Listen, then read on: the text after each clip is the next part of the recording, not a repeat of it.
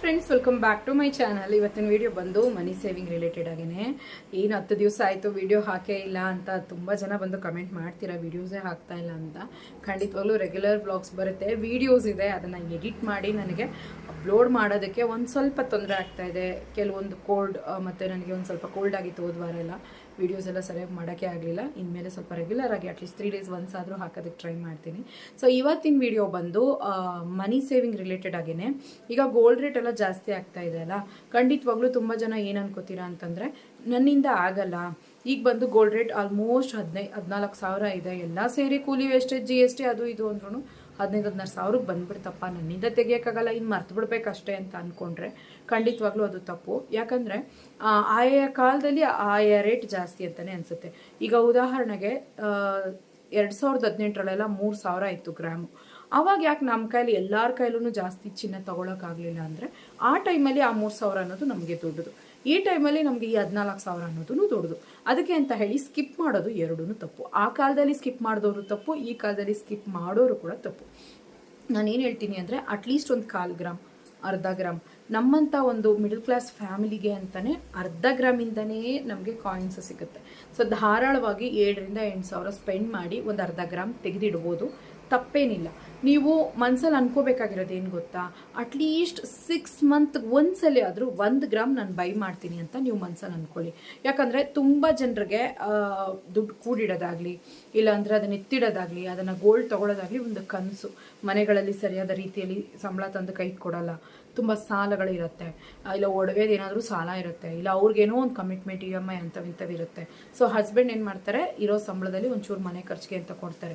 ಯಾಕಂದರೆ ಈಗಿನ ಕಾಲದಲ್ಲಿ ವೆಚ್ಚಗಳು ಜಾಸ್ತಿ, ಮಕ್ಳಿಗೆ ನೋಡಬೇಕು, ಮಕ್ಳಿಗೆ ಸ್ಕೂಲ್ ಫೀಸ್ ಜಾಸ್ತಿ ಆಗಿದೆ, ಎಕ್ಸ್ಪೆನ್ಸಿವ್, ಎಲ್ಲನೂ ಎಕ್ಸ್ಪೆನ್ಸಿವ್. ಒಂದು ಸಿಲಿಂಡ್ರ್ ಆಗಿರ್ಬೋದು, ಕರೆಂಟ್ ಬಿಲ್ ಆಗಿರ್ಬೋದು. ಕರೆಂಟ್ ಬಿಲ್ ಬಂದು ನಮಗೆ ಅಳತೆಗೆ ಮೀರಿ ಖರ್ಚು ಮಾಡುವಾಗ ಖಂಡಿತವಾಗ್ಲೂ ಕರೆಂಟ್ ಬಿಲ್ ಬಂದೇ ಬರುತ್ತೆ. ಸೊ ನಮಗೆ ಪರ್ಟಿಕ್ಯುಲರ್ ಆಗಿ ಜಾಸ್ತಿ ಖರ್ಚಾಗೋದು ಅಂತಂದರೆ ಮನೆ ದಿನಸಿ ಐಟಮ್ಸಲ್ಲಿ. ಕೆಲವ್ರ ಮನೆಗಳಲ್ಲಂತೂ ಬಾಡಿಗೆ ಮನೆಗಿರ್ತಾರೆ, ಪಾಪ ಬಾಡಿಗೆ ಹೊರಟ್ಬಿಡುತ್ತೆ. ತುಂಬ ಜನ ಹೆಣ್ಮಕ್ಳಿಗೆ ಈ ಒಂದು ಯೋಚನೆ, ಯಾಕಂದರೆ ನನಗೆ ತುಂಬ ಕಮೆಂಟ್ ಬಂದಿದೆ, ಅಕ್ಕ ನಮ್ಮ ಮನೆ ಬಾಡಿಗೆ ಕಟ್ಟಬೇಕು, ನಮ್ಮ ಮನೆಯವ್ರು ನನ್ನ ಕೈಗೆ 20,000 ಕೊಡ್ತಾರೆ, 18,000 ಕೊಡ್ತಾರೆ, ಎಲ್ಲನೂ ನಾನು ಕಟ್ಟಿ ನನ್ನ ಕೈಗೆ ಉಳಿಯೋದೇ 2,000. ಅದರಲ್ಲಿ ನಾನು ನನ್ನ ಆಸೆಗಳನ್ನು ನೆರವೇರಿಸ್ಕೊಳ್ದೆ ಕೂಡಿಡಬೇಕು ಅಂದರೆ ಹೇಗಕ್ಕ, ನನ್ನ ಕೈಲಿ ಆಗೋದೇ ಇಲ್ಲ, ತುಂಬ ಕಷ್ಟ, ಹಂಗೆಲ್ಲನೂ ಹೇಳ್ತಾರೆ. ಖಂಡಿತವಾಗ್ಲೂ ಕಷ್ಟ ಇದೆ, ಇಲ್ಲ ಅಂತ ನಾನು ಹೇಳ್ತಾ ಇಲ್ಲ. ಬಟ್ ತಿಂಗ್ಳಿಗೆ 1,000 ರೂಪಾಯಿ ಎತ್ತಿಡೋದೂ ಕಷ್ಟ ಅನ್ನೋದು ಖಂಡಿತವಾಗ್ಲೂ ಅದು ಬಂದು ನಾವಾಗಿ ಮಾಡ್ಕೊಳ್ಳುವಂಥ ತೊಂದರೆನೇ. ತಿಂಗಳಿಗೆ ಒಂದು 1,000 ರೂಪಾಯಿ ಎತ್ತಿಡಿ, 6 ತಿಂಗಳಿಗೆ 6,000 7,000 ಆಸುಪಾಸು ಆಗಿರುತ್ತೆ. ಒಂದು ವರ್ಷದಲ್ಲಿ ಅಟ್ಲೀಸ್ಟ್ ಒಂದು 12,000 ಸೇರಿರುತ್ತೆ. ಇನ್ನು ನಿಮಗೆ ಸೇರಿಸ್ತಾ ದುಡ್ಡು ಸೇರಿಸ್ಬೇಕು ಅಂತ ಆಸೆ ಬಂದಾಗ ಮಿನಿಮಮ್ ಒಂದು 20,000 ಆದರೂ ಕೂಡಿಟ್ಟಿರ್ತೀರಾ. ಖಂಡಿತವಾಗ್ಲೂ 1-1.5 ಗ್ರಾಮ್ ಅಷ್ಟು ಚಿನ್ನವನ್ನು ತೊಗೋಬೋದು. ಈ ರೇಂಜ್ ಇರೋದ್ರಿಂದ ಹೇಳ್ತಾ ಇದ್ದೀನಿ.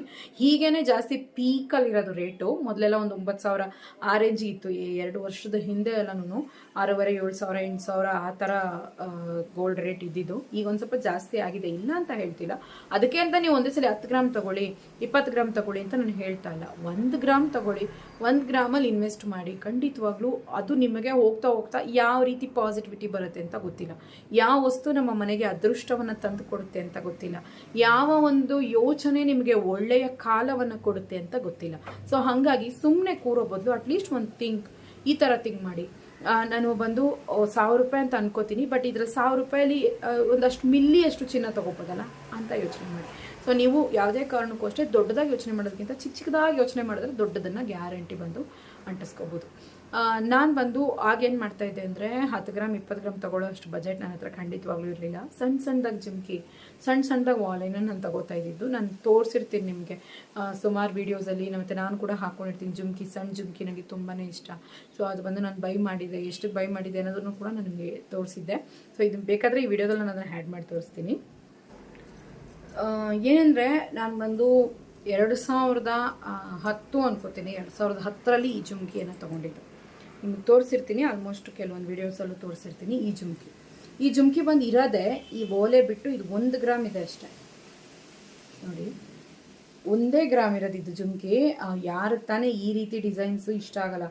ಎಲ್ಲ ಕಾಲದಲ್ಲೂ ಟ್ರೆಂಡು ಈ ಜುಮ್ಕಿ, ಯಾವಾಗಲೂ ಟ್ರೆಂಡೇನೆ.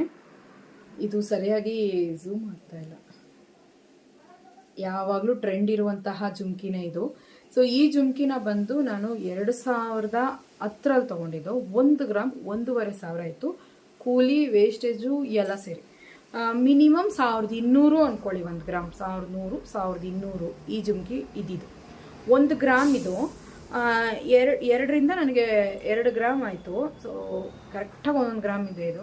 ಸೊ ಇದಕ್ಕೆ ನಾನು 3000 ಪೇ ಮಾಡಿದ್ದೆ ಈ ಜುಮ್ಕಿಗೆ. ಇವಾಗ ಇದೇ 2 ಗ್ರಾಮ್ ನಾನು ತಗೋಬೇಕು ಅಂತಂದರೆ ಹತ್ತತ್ರ ಒಂದು, ಈಗ ನಾನು 15,000 ಕೂಲಿ ವೆಚ್ಚ ಸೇರಿ 15,000 ಅಂತ ಲೆಕ್ಕ ಇಟ್ರು ನನಗೆ 2 ಗ್ರಾಮ್ಗೆ ಬಂದು 30,000 ಆಗುತ್ತೆ. ಇವಾಗ ನೀವು ಯೋಚನೆ ಮಾಡಿ, ಇವಾಗ ನಾನು ಅಂಗಡಿಗೆ ಹೋಗಿ ಈ ಥರ ಜುಮ್ಕಿನ 30,000 ಕೊಟ್ಟು 2 ತೊಗೊಂಬಂದೆ ಅಂದರೆ ನಿಮ್ಗೆ ಹೇಗೆ ಅನಿಸುತ್ತೆ?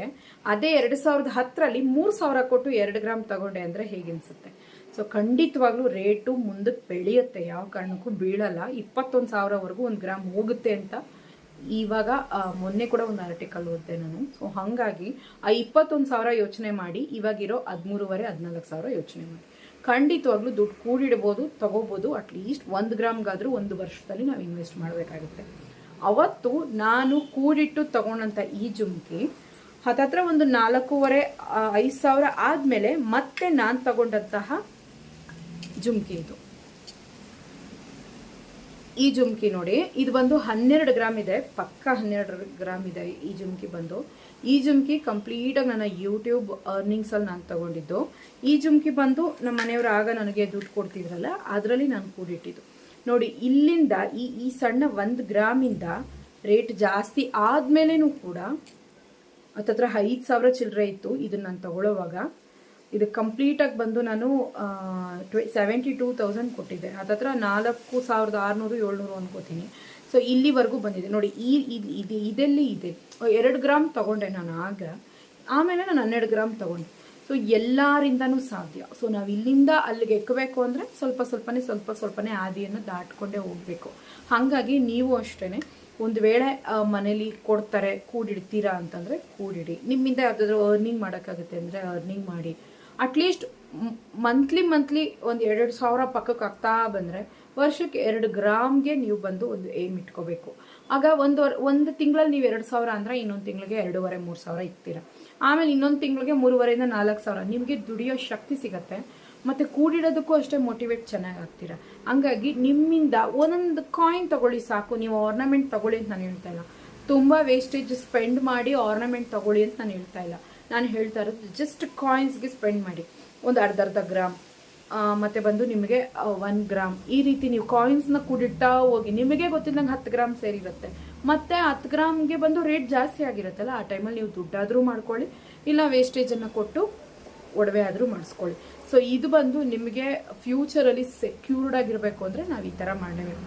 ನನ್ನ ಕೈಲಾಗಲ್ಲ ಬಿಡು, ರೇಟ್ ಜಾಸ್ತಿ ಬಿಡು ಅಂದರೆ. ಈಗ ನೋಡಿ 14,000 ಇದೆ, ನನಗೆ ಗೊತ್ತು 21,000ವರೆಗೂ ಗ್ರಾಮ್ ಹೋಗುತ್ತೆ ಅಂತ. ಬಟ್ ಇವತ್ತು ಹೋಗಿ ನಾನು ತಗೋಬೇಕು ಅಂದರೆ ಖಂಡಿತವಾಗ್ಲೂ ನಾನು ಯೋಚನೆ ಮಾಡಬೇಕು, ತಗೋಬೇಕಲ್ಲ 1 ಗ್ರಾಮ್ಗೆ 14,000 ಹಾಕಬೇಕಲ್ಲ ಅಂತ.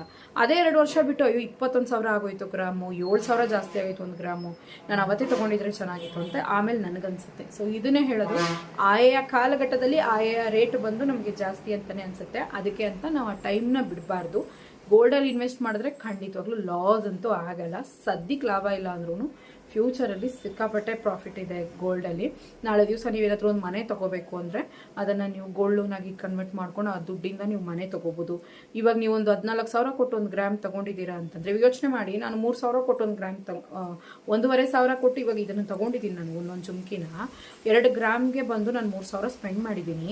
ನಾನು ಇವತ್ತೇ ಎತ್ಕೊಂಡೋಗಿದ್ದನ್ನು ನಾನು ಅಡಮಾನ ಇಡ್ತೀನಿ ಅಂತ ಹೋದರೂ ಕೂಡ ಮಿನಿಮಮ್ 28,000 ನನಗೆ ಬಂದು ಬ್ಯಾಂಕಲ್ಲಿ ಕೊಡ್ತಾರೆ. ಸೊ ನಮಗೆ ಒಂದು ವೇಳೆ ಗೋಲ್ಡ್ದು ನಮಗೆ ಬಂದು ಬ್ಯಾಂಕಲ್ಲಿ ಇಡಬೇಕು ಅಂದರೆ ಮಿನಿಮಮ್ ಎಂದು RTC ಇತ್ತು ಅಂದರೆ ಜಮೀನು ಏನಾದರೂ RTC ಪಾಣಿ ಇತ್ತು ಅಂದರೆ ನಮಗೆ ರೈತರಿಗೆ ಅಂತ ಹೇಳಿ ರೇಟ್ ಕಮ್ಮಿ ಆಗುತ್ತೆ. ಆ್ಯಂಡ್ ನೆಕ್ಸ್ಟ್ ಬಂದು ನಮಗೆ ಬಡ್ಡಿ ಕಮ್ಮಿ ಆಗುತ್ತೆ. 80% ಗೋಲ್ಡ್ ರೇಟಲ್ಲಿ 80% ಆಫ್ ಅಮೌಂಟ್ ಬಂದು ನಮಗೆ ದುಡ್ಡಾಗಿ ಕೈಗೆ ಕೊಡ್ತಾರೆ. ಈಗ ಬಂದು ನೀವು ಉದಾಹರಣೆಗೆ 10,000 ಇದೆ ಅಂದರೆ 8,000 ನಿಮ್ಮ ಕೈಗೆ ಕೊಡ್ತಾರೆ, ಆ ಥರ. ಸೊ ಇವಾಗ ನಾವು ಮಿನಿಮಮ್ ಒಂದು 26,000-28,000 ನಾನು ಇದರಿಂದ ತೊಗೊಬರ್ಬೋದು. ಆದರೆ ನಾನು ಇನ್ವೆಸ್ಟ್ ಮಾಡಿದ್ದು ಬಂದು 3,000. ನನಗೆ ಇವಾಗ ಸಿಗ್ತಾ ಇರೋದು 28,000 ಅಂದರೆ ನಾನು ಅದರಲ್ಲಿ ಎಷ್ಟು ಉಪಯೋಗ ಪಡ್ಕೋಬೋದು. ಸೊ ಅದಕ್ಕೆ ಹೇಳೋದು ಗೋಲ್ಡಲ್ಲಿ ಇನ್ವೆಸ್ಟ್ ಮಾಡಬೇಕು ಅಂತ. ಒಂದು ವೇಳೆ ಗೋಲ್ಡಲ್ಲಿ ಇನ್ವೆಸ್ಟ್ ಮಾಡೋಕ್ಕಾಗಲಿಲ್ಲ, ನನ್ನ ತೂಕ ಅಷ್ಟೇ, ನಾನು ಸಿಲ್ವರ್ಗೆ ಮಾಡ್ತೀನಿ ಅಂದರೆ ಧಾರಾಳವಾಗಿ ಸಿಲ್ವರು ಮಾಡಿ.